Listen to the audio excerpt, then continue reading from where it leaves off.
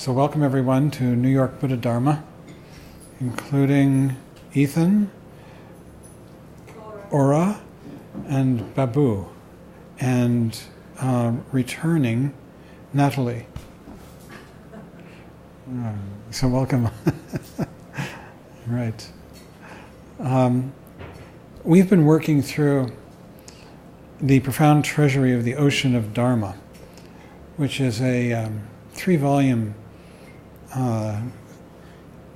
work by Chögyam Trungpa. He was a Tibetan teacher who died in 1987. He came to the United States in 1970, and he began at one point about 1973. He began taking his students away every year, some of them, about 100 to 250, I think was the maximum he ever took, for 3 months. Well, last year it was 350. Was it 350? Where? Lake Louise. Lake Louise, that many. And it would take away for 3 months and of sitting practice and also of teachings. And they would alternate in periods of, might be 10 days of just pure sitting. Sit all day, every day, and with periods of sitting and walking meditation. And then there would be maybe a period of 10 days of teachings when he and senior students would give teachings. His lectures were digested, they were collected, transcribed, and digested by one of his students named Judith Leaf, and they've been published in these 3 volumes. He always divided up his teachings into the 3 vehicles of Tibetan Buddhism, the so-called Hinayana, the Mahayana, and the Vajrayana. Yana means vehicle. And these are divisions. And the Hinayana, which literally means the lesser vehicle, he preferred to call it the foundational vehicle, are the basic beginning Buddhist teachings. And the Mahayana are sort of the middle level. That means the greater vehicle. And the Vajrayana, which means the adamantine vehicle, indestructible vehicle, were the more advanced teachings. Sometimes the Vajrayana is called the Tantrayana or the Mantrayana. It's definitely the teachings of Tantra. We are on volume 1, and we have been going through chapters 39, 40, 41, and now 42, which are on the 4 foundations of mindfulness. And this is really about meditation. And I'm going to briefly summarize the first 3, because really tonight we're talking about the 4th. The first is the foundation of mindfulness of body. And really what that has to do with is coming back from thought, dream, into awareness of whatever happens to be arising in this space of the present moment. And what can arise are literally the 6 knowables, they're called. And 5 of these are physical. They're the objects of sight, sound, smell, taste, and touch, bodily sensation. And the 6th of the knowables is mental. And all of them are considered body in the sense of the world is my body, the universe is my body, all of this is my body. It's not just here, it's the very presence of what is arising in the space of this present moment. And that the first foundation of mindfulness is to come back from dreams, the dreams that take us away, to the awareness of what is going on in this present moment in terms of those 6 aspects. The second foundation of mindfulness has to do with, it's called mindfulness of life. And what it really has to do is the fact that when we come back into awareness in the present moment, we're coming back to life. We have been asleep. We have been off in a sort of a non-living place, a place of dream. And when we come back to life, it's this world. And when I was reminded when I was preparing that talk of how I remember that, people who are in mental distress, of one kind or another, severe mental distress, really they become rigid. The whole phrase, remember the idea of someone being catatonic. A person who is catatonic, their mind is moving so fast that it literally just goes and freezes. Like you can't move anymore. And a person who is that lost in dream, that panic of back and forth, trying to prevent themselves, freezes up and is not here for the present moment. They're lost in the dream, and they lose the function of living. Same thing happens, I've noticed, used to notice back in the 70s, 60s and 70s, to people having bad acid trips. You watch the color drain from their face, the luster from their eyes, because they would be completely lost in some sort of mental unpleasantness, a hell of one kind or another, lost in a struggle, a mental struggle. And when you come back, the flush would come back to the cheek and the luster to the eyes. And these are exaggerations, but it happens to us all the time. I mean, if you get lost in some sort of anxious daydream, you might even, I'm sure everyone's experienced having someone call your name and you don't even hear it because you're so absorbed in the dream. So mindfulness of life, you see, is the fact that as we come back to awareness of what's going on in the present moment, we come back to living, to really being alive in a much more fundamental, juicy, present way. So mindfulness, in this sense of coming back to the present moment, is really the stuff of what it means to be alive and not to be dead, lost in thought and dream. The third mindfulness is mindfulness of effort. And this has to do with the fact that as we come back, there is a slight, you might say a slight effort. It's more in the sense of a reminder. Oh, I was dreaming.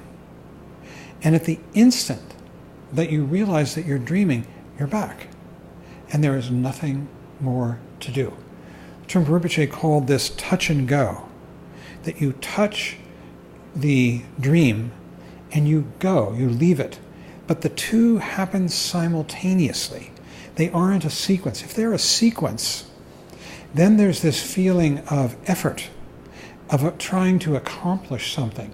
I'm going to reject that dream, and then I'll be a better person. I'll be awake. I'll be alive. I'll be a good meditator. And that gets very old and very draggy. But really what we're practicing is that as soon as we realize that we're dreaming, we're not anymore. We're back. And we just relax into awareness. Again and again and again. Tonight, the topic is fourth mindfulness of mind. And he says here, mindfulness of mind is the self-conscious awareness of what is happening to us as we sit and meditate, or as we just sit, or as we just be here. In other words, there are two kinds of what in Buddhism we call watchers. The watcher is a version of ego. It's the false self. The usual version of the watcher, the neurotic watcher, which we all tend to have, is constantly ambitious. It's constantly watching what's going on in our lives and saying, this could be better. So it's constantly judging good and bad. You walk down the street and you think, well, is this a good day? Do I like the looks of that person walking towards me? How am I doing today? What's my life like? Am I doing well? Am I doing badly? That watcher is constantly evaluative, involved with good and bad, should and shouldn't. I should wake up. I should come out of the dreams. That's a good one. The watcher always does that. I used to think of the watcher as a parrot sitting on my shoulder, going, "Ah, that's good, ah, that's bad," as I walk down the street. And sometimes I imagined him with a Keystone Cops hat, on like that. And that's not the real watcher. That's not the watcher we want to talk about. This kind of a watcher that he's talking about here, he calls it the abstract or transcendent watcher, is simply the fact that when you come back to being present, you know you're present. You don't have to even say it. You don't have to talk to yourself about it. In fact, if you talk to yourself about it, you're not quite present. Then you're talking to yourself.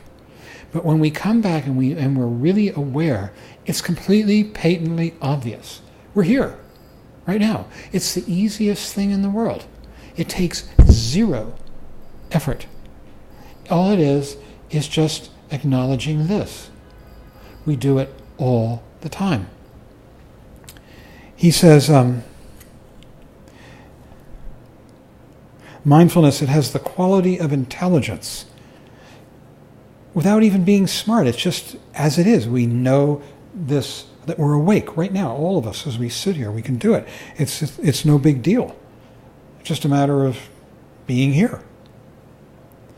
And it's funny, it has a great sense of ease. He talks about a sense of freedom because it's devoid of effort.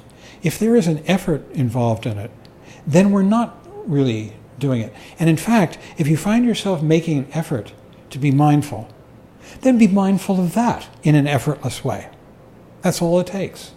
If you find yourself that you're dreaming, just be mindful of that. And it's all you have to do is see it. And automatically, you're awake. It's that easy. There doesn't have to be a sense of accomplishment. You can sort of pat yourself on the back, but that gets old and it gets in the way. Eventually, we just sort of relax into being who we are. We're dreaming, and then we say, oh, I'm dreaming, and you're back. You're back here. This is the mindfulness of mind. He says, we are just little people concerned with this dot of existence called nowness. It's right here. Here all the time, this dot of nowness, of existence. And then he goes on about, people have this misconception, especially people who've come from the Hindu tradition, some of the Hindu traditions, and some of the Buddhist traditions as well, that emphasize the idea of trance. And in Buddhism, these are called the dhyanas in the Sanskrit, or the jhanas in the Pali. And they have to do with developing very powerful concentration, one-pointed concentration on an object. And the object can be very simple. It can be a candle flame. It can be a word, like a mantra. But they get more and more abstract. And these are called, when you achieve these trance states, they're sort of self-hypnosis, the ability to focus and lose yourself one-pointedly in this kind of concentration on an object. They're called the God realms. They're temporary. They're sort of like going to the gym and building up big muscles, and then as soon as you stop working out, the muscles get small again. That does happen. And the same thing happens with the jhanas or the dhyanas, that you go and you build up this powerful concentration, but eventually it wears out, and if you stop doing it, it goes away. And they are regarded as cul-de-sacs, temporary, pleasurable states, but not the real thing, not permanent, and they're not going to lead to liberation or enlightenment or awakening. So he says meditation is not getting into trance and losing track of what is happening here and now.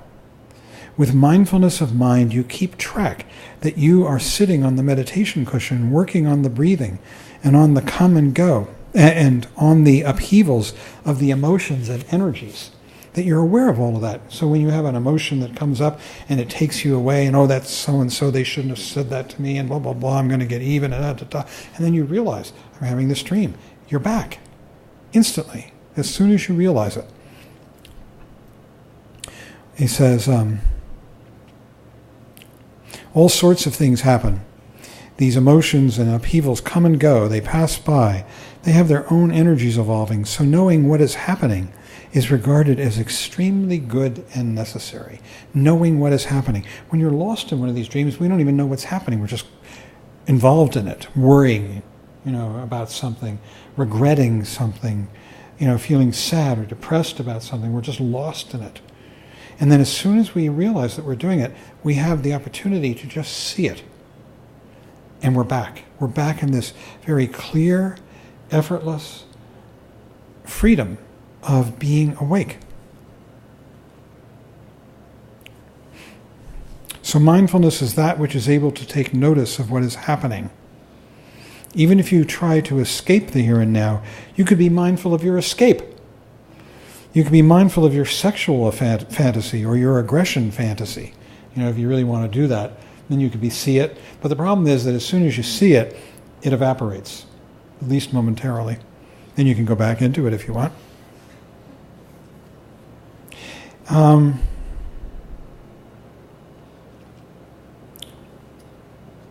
He says,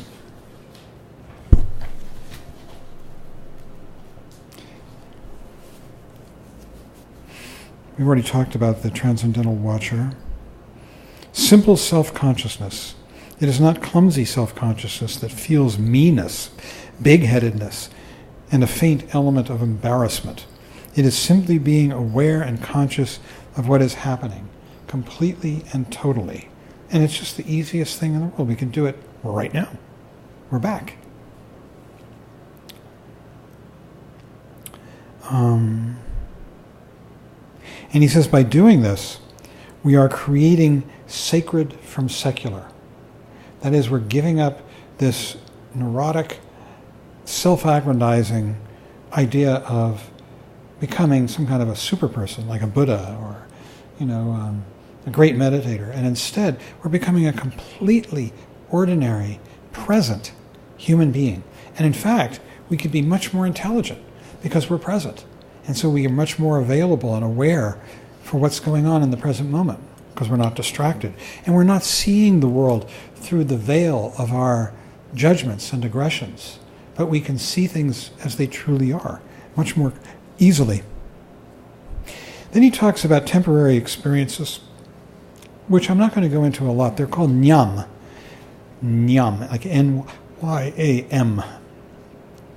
And there are 4 basic nyam. Is it 4 or no? Is that how many? Yeah, 4. 1, 2, 3, 4, 5. 5 basic nyam. And really what they are is just realizing, seeing your mind and realizing how it works. And they're very simple. The basic instruction for all nyam, and some nyam can be very, very pleasurable, is they're experiences that arise in meditation. The more you come into the present, the more they start to arise. It's a different kind of pleasure than trance. And the instruction is always the same. Don't hold on to them. Just see them and let them go. The first 5 are very prosaic. The first one is, it's called Brook on a Steep Hill. That's when you first start meditating and you begin to realize that your mind is like a brook running down a hill. It's just almost unstoppable. It's very busy. It's gurgling and continually moving, your thoughts. And the second one is Turbulent River.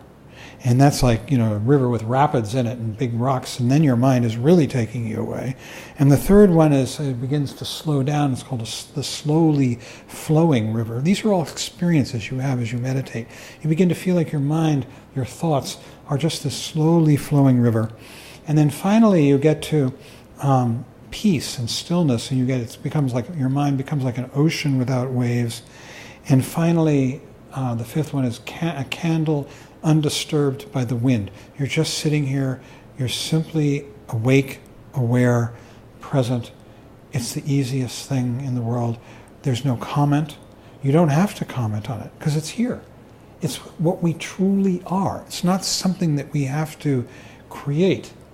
It's something we just come back to. It's our nature, this simple awareness.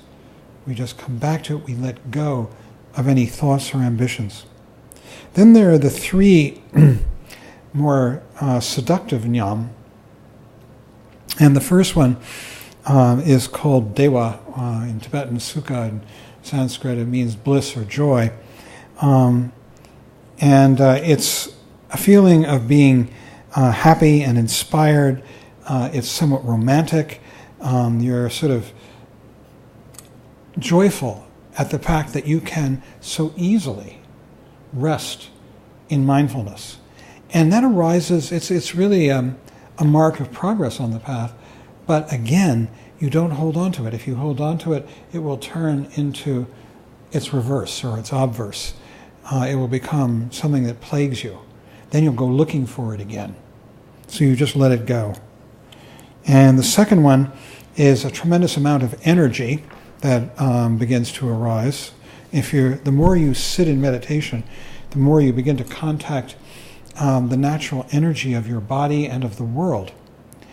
And the third one is called non-thought, mitokpa in Tibetan.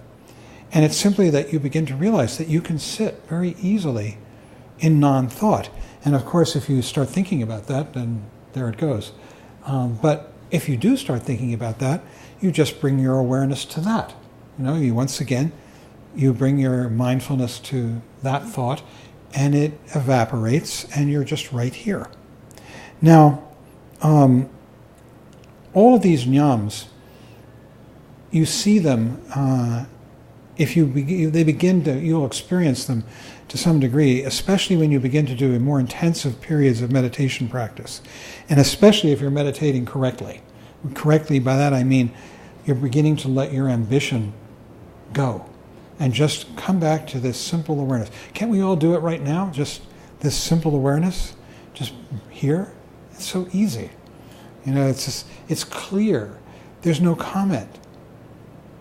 We're right here. That is the fundamental practice of Buddhism. It is the deepest practice. It is the best practice. It will take you the furthest, whatever that means. But, to enlightenment perhaps, or to awakening. People really begin to experience these jnams. I've seen it in long meditation practices where they're sitting especially when you're sitting a month in a group setting, but also in solitary retreat. People come out of solitary retreat, and the longer they're in, the more these jnams arise. And again, the instruction is, do not cling to them. Just let them come and let them go.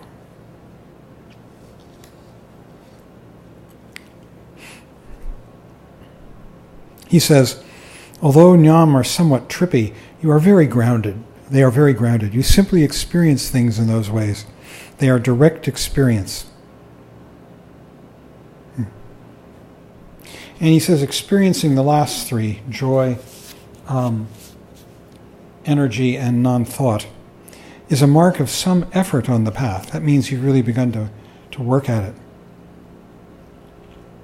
People can be deceived by the three fundamental jnam. That's these last three, joy, bliss, and energy.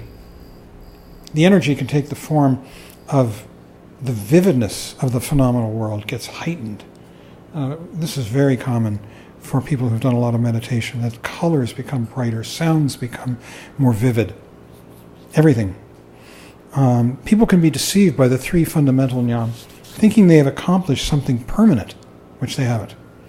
In any kind of intensive practice, people could get to the level of these three jnam rather than fundamentally getting somewhere.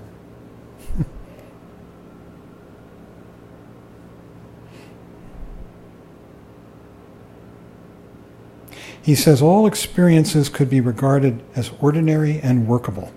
There is nothing sensational, nothing exciting, nothing far out anymore. It's just this, which is actually quite delightful. Because to the extent that we stop judging and evaluating, we get rid of a lot of suffering.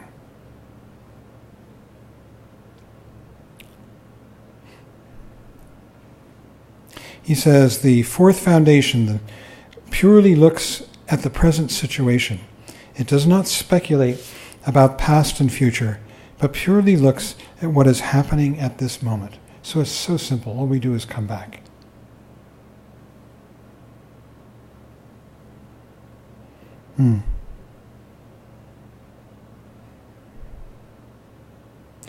In mindfulness of mind, the point is that the present situation is a clear situation, a free situation.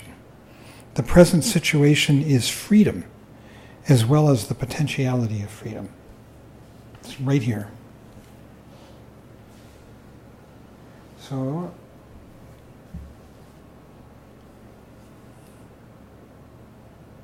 let's just sit for a minute. Let's sit. Take a meditation posture.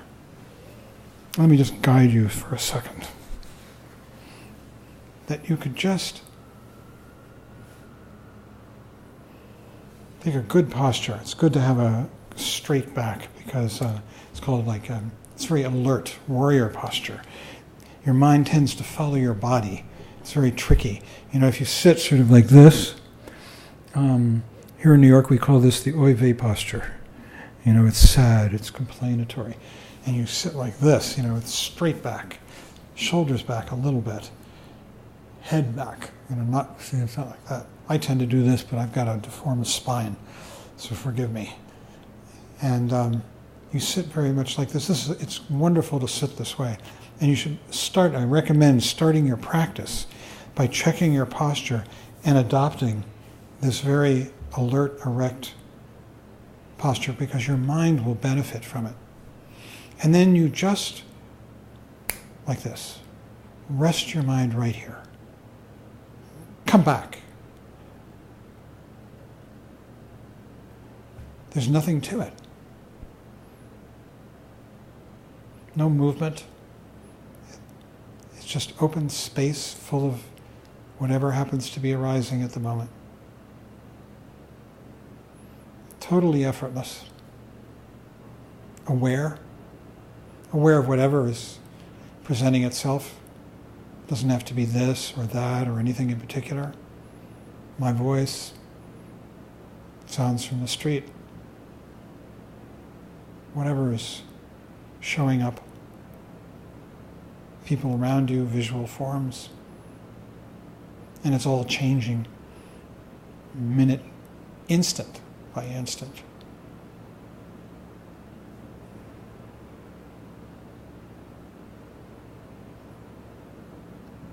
And if your mind wanders, you just see that, and you're back. No more. No more than that.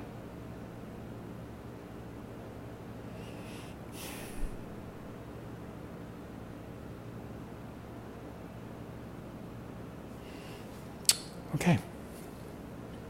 You can relax. That's a joke.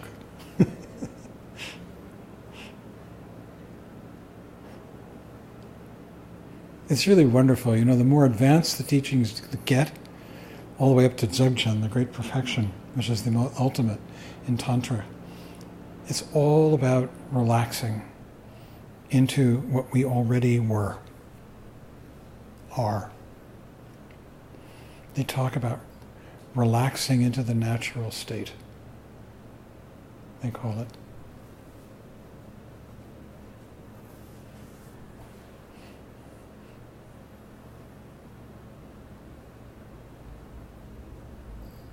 I remember when Trungpa Rinpoche always taught all the teachings from a Chögyam perspective. But we didn't really start getting the pure Chögyam teachings, that's the great perfection teachings, until later, because they're so advanced, and he wanted to help us develop the vocabulary of concepts and so forth. And I remember that the translators were translating some great perfection texts, and they had the help of a fellow named Ujin Shenbin, Dilgo Khyentse Rinpoche, that fellow up there at the top, had told Ujin, who was a lama and very learned, to stay in Boulder and help the translators. And the translators were friends of mine, Larry Mermelstein and Scott Wellenbach and a bunch of other people. And they were working on these Chögyam texts, and they just couldn't believe that they were saying what they were saying. It was so simple and different than the rest of the Buddhist teachings, which are much more doctrinal and complex. And they went to Ujin and he said, yes, you've got it right. That's what they are. So we could have a discussion, and we've got a microphone, and we will pass it. If you have any comments, questions, complaints. Actually, I had one. Okay. On the retreat on the Four Foundations, I recall a metaphor of a hunter, the attentiveness of a hunter, just kind of waiting for the first signs or sounds of an animal. And do you recall that? I do. Do you know where does that fit into the Four Foundations? It's the technique. It's a technique. It's a beginning technique. They also talk about the lovers anticipating meeting each other, and there's this feeling of readiness, or of a hunter, looking for its prey. But the more you practice, the more you can sort of relax into that kind of awareness. It sounds a little tense, doesn't it? Yeah. And I thought it was maybe more about the foundation of effort. It might have been the foundation of effort. Yeah. And there's always that little bit, we sometimes you just realize that you've been daydreaming, and it's hard not to say to yourself, I was daydreaming and now I can come back. And there's that feeling of self-criticism and of trying to achieve something. But then you really do come back and you realize, that it truly is effortless. Yeah.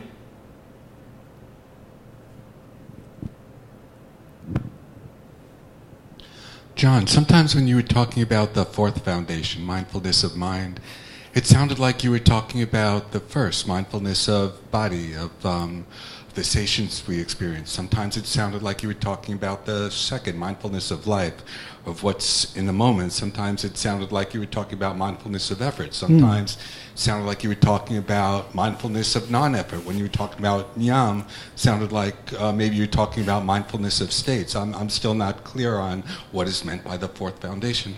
The Fourth Foundation is the simple clarity of awareness that pervades this present moment.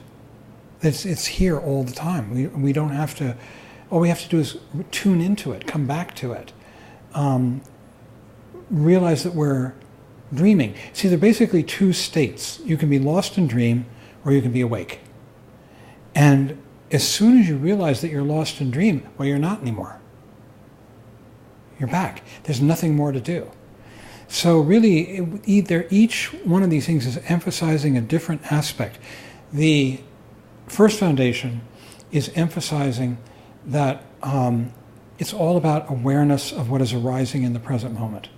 The second foundation is emphasizing that we can give up clumsy, self-conscious effort, and that we can do it. The awakening is, and the realizing that we're dreaming and the awakening are simultaneous.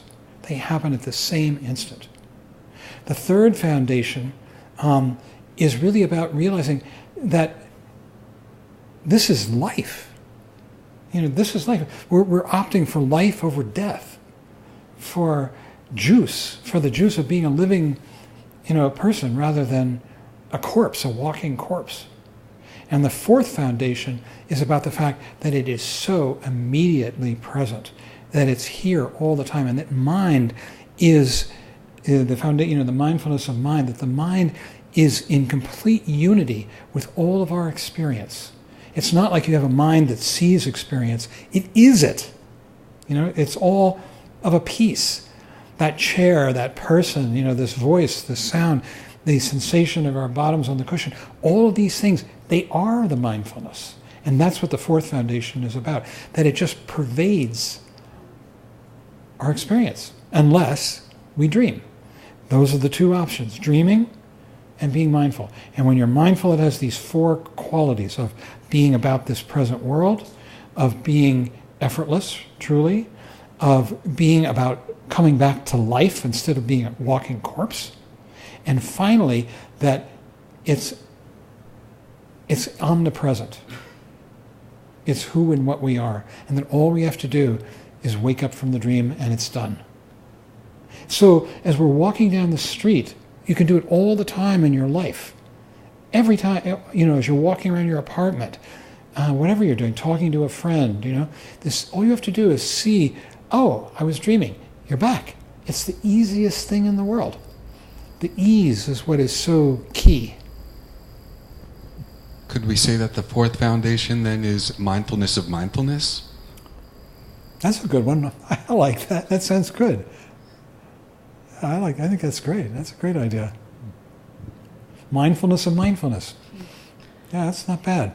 It's remembering to be mindful.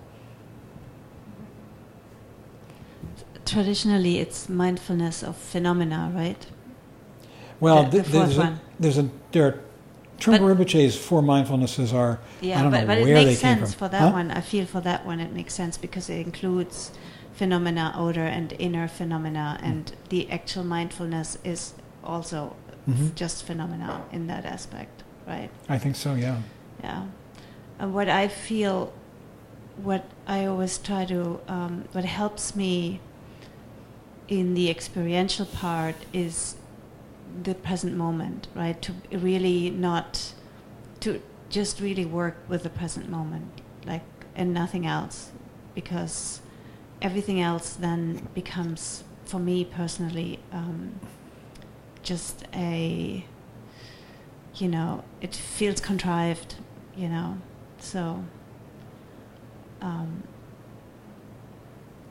break it down in very small increments, it's helpful for me. I think the more you do it, the more relaxed it's going to come and become. That's what I think for all of us. It just becomes more and more effortless and easy and relaxed. And then when we start to do it, we're sort of wondering, am I doing it? Am I not doing it? And now I'm going to do it. And I did it. And now I'm not doing it. And I'll do it again. And all that. But the more that we do it, I think the more effortless it becomes, and the more friendly, the more inviting. It becomes like an act of freedom, of refreshing, to come back to mindfulness. Very refreshing.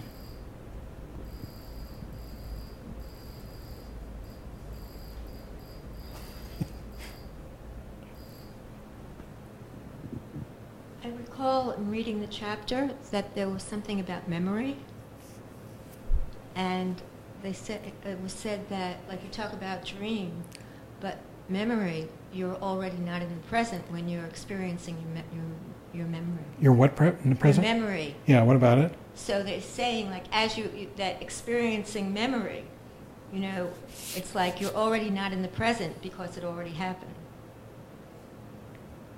So, I don't know if there's a difference between dream and memory, but I just found that very interesting because of how we think, and have associative experiences because of it.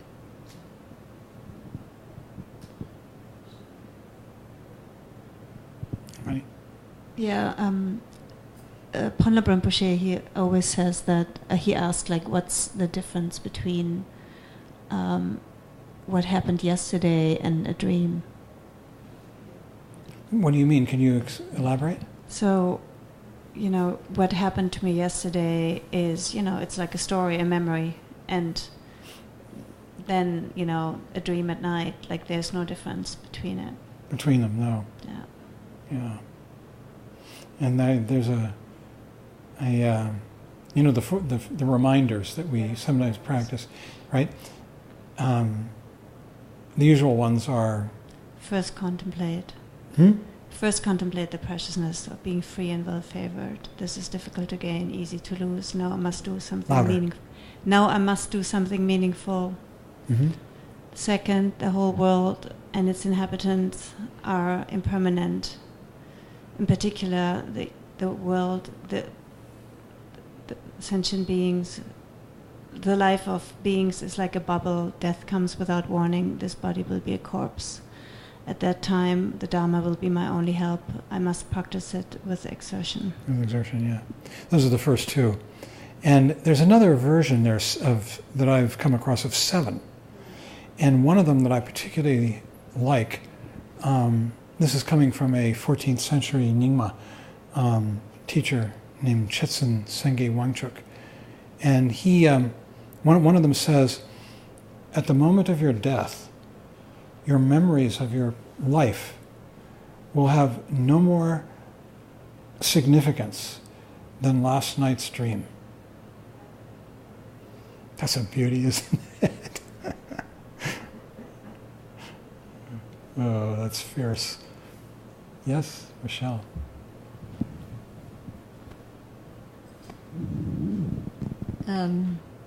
Yeah, also I've heard it said that we cry about the people that have died, but the minute they're dead, they forget all about us. They have no connection to us anymore. And I often wonder when people say, oh, my mother comes to visit me all the time and gives me all this information. I'm thinking, how come?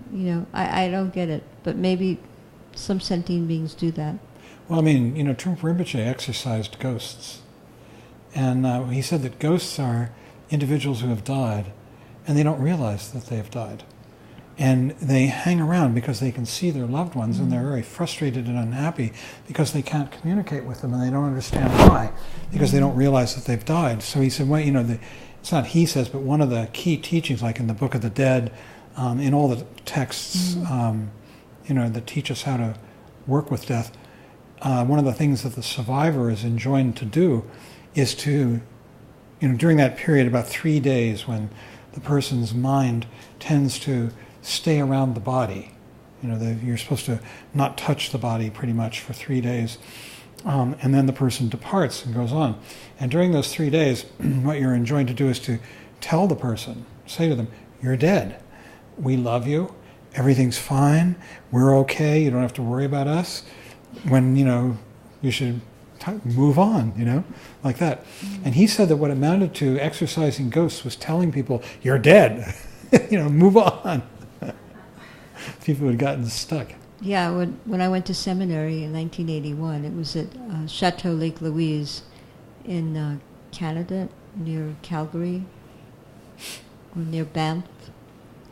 It was a very, very old hotel, and I was doing a kasung shift for the Vijayadhara. I was late at night for Trungpa Rinpoche, and then he said that he wants to go out for a walk, wants to go downstairs into the lobby. And when we went downstairs, he started identifying all the sentient beings that he was seeing, which we didn't see. He was like, oh, that person has no head, or that person died this way, or that person is, has like half a head or something like that. I was getting more and more horrifying. Billy McKeever was the kusung and I was the kasung. These are attendants. She's talking about me. Attendants to Rinpoche. And it was like 1, 2 o'clock in the morning. Anyway, it was pretty intense, but that's what he was seeing. Yeah. Anyway, what I was going to say about being in the present moment, which I, really have started to work with lately, is, how you're leaving the house, and then all of a sudden you get like a little message that you shouldn't quite leave yet because you left something, that you haven't taken something with you.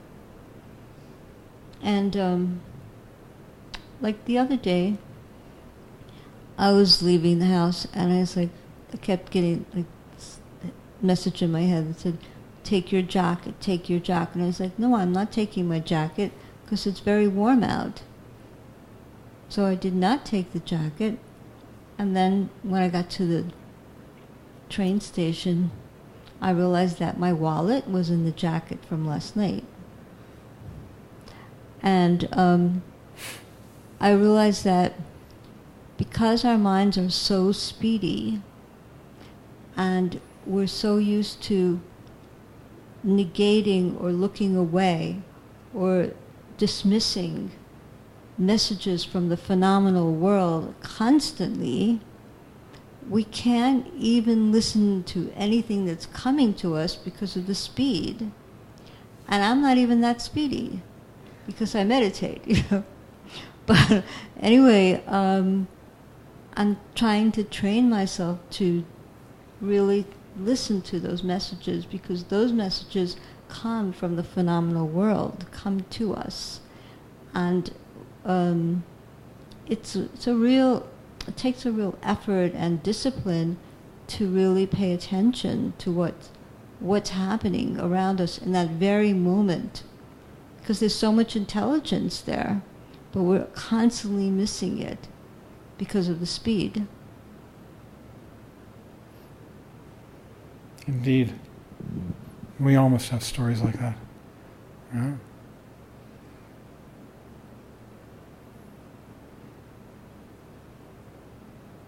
Yeah.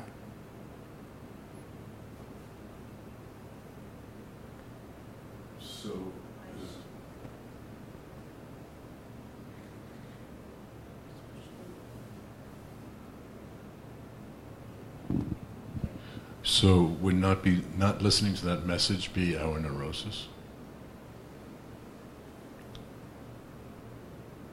Yeah, I mean, our neurosis is to be caught up in anxious, past and future-oriented dreams. And would it be safe to say that brushing off that message is mistaking it for neurosis? Brushing off which message? The message of like, take your jacket, blowing it off is like mistaking it as neurosis. Mistaking it as neurosis? Yeah. Maybe brushing it off is another act of neurosis where... Yes. Yeah. Yeah. Yeah, I think so. I mean... It's kind of tricky. Oh, and it's so persistent. I mean, I've walked out of my apartment without my wallet, which has my key to the building in it. That's a real drag, because it costs $75 to get security to come and open the door, unless you can get somebody else to let you in, and there's signs up saying don't do that. And so I did that. So I put up a sign on the inside of my door, and it's as a list of all the things that I should remember to take when I leave. You know, my wallet, my keys, my hearing aid, my glasses, you know, a handkerchief. You know, I got a list like that. And one of the things recently is my cane, because I had an operation on my hip. Tonight, I was thinking about getting there for the car, and I walked out without the cane. Door closed, locked, and I was thinking, I only have a little bit of time to get to the car that I just ordered up. And so I didn't go back for it, and I don't need it, but still, there I did it again, you know? I was so caught up in the speed of getting out of the apartment that I forgot to look at this list right on the inside of the door. It's staring me in the face as I exit, you know? So, yeah, I mean, we do that all the time. Get caught up in the speed. Well, we should probably end. And any announcements? I don't think so. The Westchester Buddhist Center, which is a sister organization of ours, is going to have its winter retreat in February. I'll just mention it. And last year we had quite a few people from here come.